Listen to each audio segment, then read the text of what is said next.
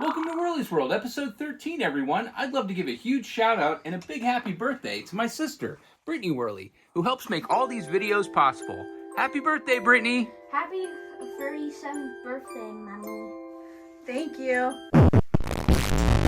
It's because of these experiences I've been able to expand on my clientele and work with the likes of other amazing producers, like film industry VFX and veteran model maker Michael Posser Jr. of circa 1964, the incredibly charismatic Dan Gardon and his sensational team of Canistra sisters that formed sci-fi models and stuff, the incredibly charismatic Dan Gardon and his sensational team of Canistra sisters, the incredibly charismatic Dan Gardon, the incredibly charismatic Dan Gardon.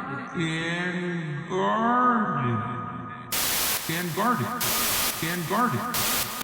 Wait a minute. Dan Gardon here. I was watching your video, and I just saw this. Now, a lot has been said about me in the past, but this is the first time I've heard this.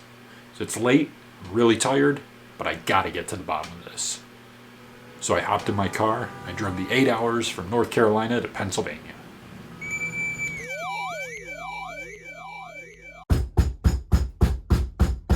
Huh, I wonder who that could be. Oh, hey! Hey, look who decided to show up! It's Dan Gardon of Sci-Fi Models and Stuff. Hey, how are you, man? Pretty good, yourself? Good. I'm very tired. It was a long drive. That's understandable. Happy to be here. Yep.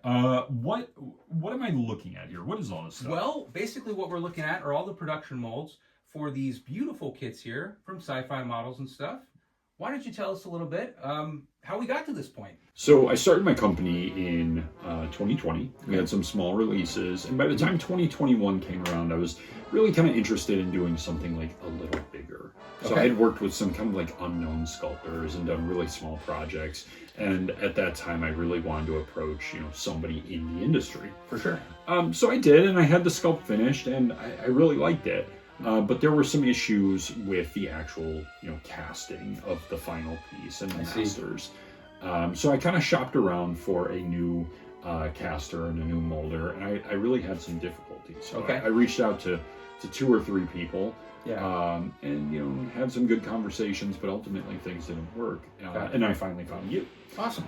So you came highly recommended from George Stevenson of Blackheart. Very cool. Who had really good recommendation for you. Oh, that's great. So I decided to reach out, and just like the other video you posted about how this works, I messaged you. Mm-hmm. I showed you some pictures, and we kind of had a back and forth on like what this would look like. Right. I'm really happy to say that when all was said and done, between the two of us, we sold 100 kits of this piece. That's pretty amazing. Yeah, very exciting. To this day, it is still my biggest seller. And I know, some of the other producers do good numbers, but I was really happy with 100 Absolutely, kits. yeah. Including, I don't know if you know this, but one of those kits was bought by Guillermo del Toro. No way. Yeah, That's incredible. yeah. Yep. Yeah, Even better. Oh my God. it's interesting. He actually wrote me a nice note, and he said, I quote, "Nice model."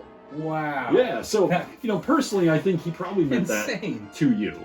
So, joint effort. yes. So when you look at this piece, there's a lot of just like different things going on. So you've got some really hard edges with kind of like this architectural design stuff, like this drafting board. Right. But then you've also got like really soft things, like her legs or her skin. Yep. And then you've also got the creature, which to me personally, I find very difficult to mold because the gills and the frills, and there's just so much going on. Yep. Usually it's a challenge for sure. Yeah. So, and again, even the stool. It's a shame because, there's so many kits I would love to produce of people sitting in chairs and stools. Right. Yep. And it's just difficult to do. It is, yeah. So you did a really good job on that. And Awesome. I'm sure, it was very difficult, but I think you really nailed it. Yeah. It's really kind of interesting to see this kit because I don't personally own one. That's and it's been fascinating, retired for a number of years. So this is the first time in probably 2 or 3 years that I've seen one in person put together that wasn't already painted or on a display table or something. Very cool. So it's great being here in the shop seeing this, and I'm really glad that we were able to work together on this one. Likewise, I think it's just fantastic kit. You really outdid yourself with the production, everything, and I'm just so thrilled that I got to be a part of it. And Werley's World got to join up with Sci-Fi Models and stuff and produce a really awesome kit. Yeah. So Well, why don't you tell us a little bit about the next one? So this is another tribute kit I did, and I did this a couple of years after the Millicent tribute kit. But one thing I really like seeing kits of is stuff behind the scenes. Yeah. So, sure. you know, I've been very vocal about it, but I think one of the best kits ever made is the Lon Chaney Man of 1,000 Faces, where it's Lon Chaney doing his makeup. Yep. A really cool kit. And I wanted to look at, you know, other things that I like, and one thing I really like is Godzilla. Right. So, as you probably know, many Godzilla movies, especially the early ones, were literally a man in a rubber suit destroying buildings. Yes. And it's so cool. Like, I love it. It's so kind of corny and campy, but also like tactile. And by the time they slow down the footage, like, it looks pretty neat. Yeah. So what I wanted to do was a tribute to the first man to portray Godzilla, a guy named Haro Nakajima. Mm-hmm. He was a Japanese actor. He acted in something like 100 films. Incredible. But what's cool about this kit is the kind of modularity. So you might notice this one's a little bit incomplete. We did a number of 3D printed parts on this, so he has straps and hands and things that would be like kind of difficult to cast. For sure. Things on the back. Yeah. But what I wanted to do with this is really allow the builder to kind of make their own movie scene. I like that. That's the way to go. And my idea for the builder would be that they would build the small city themselves and have some like film crew and lighting rigs and stuff around there. Very cool. And there's been a number of people who painted up that very thing. It's really pretty neat to see. That is cool. This one we did okay on. Okay. It's a very kind of expensive kit to produce, as you well know. Yeah. There's something like 15 cast parts that are all kind of difficult to cast, and then about 30 3D printed parts, and an instruction booklet, and just like a lot of different things.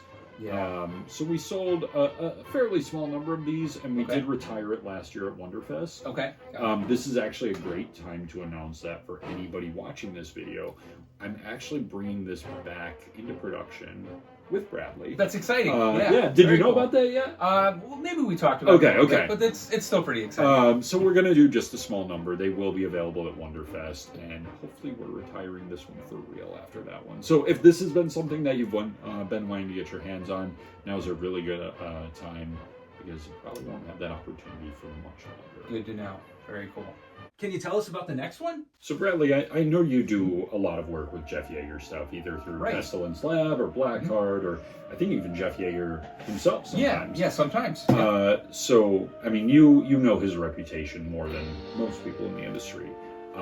He's an incredible sculptor. I mean, there's nobody better for so many subjects. I mean, it's just impossible to find. A master of his craft. Yeah. And he was always somebody that I wanted to work with, but I kind of thought he might not want to work with me. Like, maybe I was just like a little too small potatoes.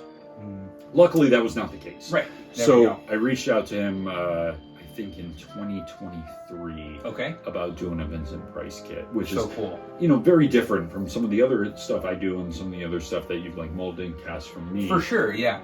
But I've always found him to be just like so cool. He was like a leading man who was kind of stuck in a character actor's body, right? Definitely. But just icy cool, and nowhere for me was he cooler than in House on Haunted Hill. He's a little bit younger, and he's like still kind of weird and creepy, but he's also just like cool.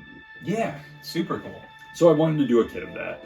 And again, just like with the Godzilla kit, you know, we had some 3D printed parts in the final one that are not shown here, but there's a very, what I would consider an iconic lamp in the scene. So Jeff really recreated this incredible, you know, he really nailed the likeness. Very much so. And he put together this really nice base and everything. So really happy about this one. This was a pretty good seller for us. Yeah. This one also retired, which is kind of a common theme of tonight's video. All right. Well, what about this last one here? Yeah, so this one's a little bit different. This one is not Sci-Fi Models and Stuff. This is actually kind of like a sister company, a partnership with a good friend David Bennett, also in the industry. Absolutely. This one is produced by Heebie Jeebies Model Kits. Right on. So this was a really fun kit to produce. David and I worked with a sculptor named Tyson Wagner, who works in the video game industry. He's actually never done anything with kits except for working with us. Yeah, that's pretty cool. Yeah, it's different. So this is the first of his work to be actually released as a model kit. Cool. What we were planning for this was to do a little kind of just fun, flirty spin on the monsters, right? Nice. So there's been so many Universal Monsters kits, and we all love them, including me. And I love just like kind of this like aesthetic of the 50s and hula girls and that kind of stuff too. And for sure, you know, what we were looking to do was the monsters on vacation. Oh, so I love it's that. like, That's so right? cool. So it's like, you know, Such a what cool if idea. Creature got bored of killing like people in the Amazon and he just decided to go on spring break instead? Yeah. So we have Spring Break 1954. Dig it. So I do want to point out, like, I love what you've done here. When you cast this up, you kind of did like this green toxic waste thing, which I think is really cool. Cool. In the production kit, it is in like a translucent kind of water base. That makes sense. So it's a little bit different. For sure. If I will say, if anybody is interested in this kind of like toxic waste thing, let me know, and I think that's something that we can probably make happen. Oh, cool. But just wanted to make sure that was, you know, I don't want anybody to be disappointed when they see that clear water effect. For sure. That So makes sense. it's really a neat effect. Yep. And it's really a fun kit. So It is. we're hoping to do more Monsters on Vacations. We have good ideas for Frankenstein and That would be Dracula awesome. and you know, everybody's favorites. So Yeah. yeah, really happy with this one. Likewise, it was a great kit to work on. Beautiful kit. Well, you did a great job too. Oh, you know, one thanks. thing actually, I'm glad you brought that up, because one thing I wanted to talk about, you know, creature kits are very common, Right. and it's amazing that you are able to cast them so cleanly. Oh. You know, when you think about, you know, the square lines or certain things, it's not a big deal, but he's got all these scales, he's got all this texture, and it's not everybody that can do that. So I do want to point out that it's really nice mold, really nice casting. Thanks. And it's, you know, something that you've done really well, all the way back from Millicent for me, and of course Creature for a bunch of other people. Very cool. Yeah, that's awesome. Like you said, yeah, there has been a ton of creature kits. I would say, honestly, out of all of the Universal Monsters to date, most popular by far. Oh yeah. Many kits. And it's always a challenge, but yeah, it's a challenge that I welcome gladly. So, Great. Good stuff. Yeah, that one hasn't been on the market very long, has it? No, we just debuted that in November at KitCon in Raleigh. Awesome. Really nice show. David Bennett, of course, was writing that as well. So yeah, very new to the market. We're going to have a whole bunch at Wonderfest. Cool. But we're very happy to have that out. That's awesome. Wait a second. That wasn't there a second ago, was it? Oh, you know what? It wasn't. So that is actually the Sci-Fi Models and Stuff newest release. A little bit of a time jump going on, but in between filming this video, we actually managed to mold and cast this piece a large number of times. We're ready to make our debut at Wonderfest with that one. More details on that as we get a little bit closer to the date. Oh. So, Dan, I don't get out much. I'm often chained to my shop, working my magic to bring all these kits to life. For anyone that's interested, where can they find your stuff? Yeah, so I'm on social media. Okay. Dan Gardon on Facebook, at Sci-Fi Models and Stuff on Facebook. And All right. a fairly okay presence. I do a lot on Instagram at Sci-Fi Models and Stuff. YouTube, I often make appearances on Model Club TV. Very I'm cool. around. I'm easy to find. You can also email me at sci-fi models and stuff at gmail.com. But you know, all that said, I'm really tired. Makes It's been sense. a really long day. So I'm going home. Okay. But it's been good to see you. Likewise. And see you in a couple months at Wonderfest. Sounds great. See All you right, later. man. See ya. Take care.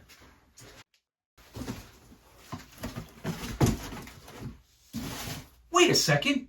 What about that kit he was supposed to reveal?